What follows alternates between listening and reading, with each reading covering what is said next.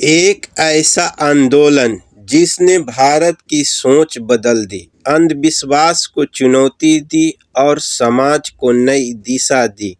क्या आप जानते हैं इस क्रांति का नाम क्या था? यह कहानी है आर्य समाज की स्थापना का। इस महान संस्था की स्थापना स्वामी दयानंद सरस्वती ने सन 1875 में की थी।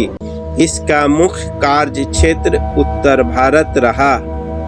स्वामी दयानंद सरस्वती ने एक नारा दिया, वेदों की ओर लौट चलो। उनका मानना था कि वेदों की परंपरा प्रगतिशील और तर्कवादी है, लेकिन समय के साथ कुछ पांडे पुरोहितों ने पुराणों और अन्य ग्रंथों के जरिए वेदों की मूल भावना को बदल दिया।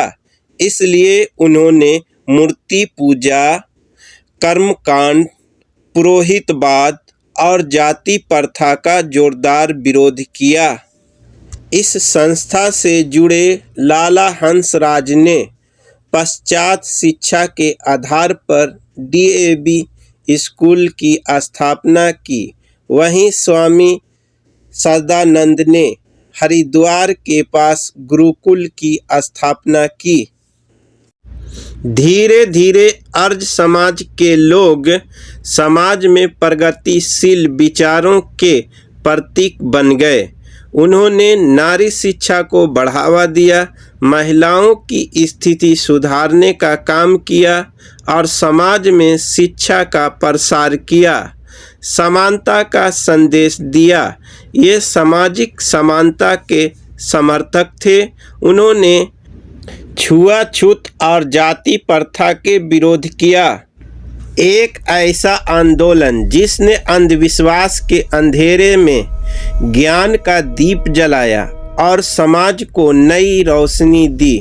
अगर आप भी ऐसे प्रेरणादायक कहानी जानना चाहते हैं तो अभी वीडियो को लाइक करें, चैनल को सब्सक्राइब करें और कमेंट में अपना राय जरूर लिखें, क्योंकि बदलाव की शुरुआत ज्ञान से होती है। धन्यवाद।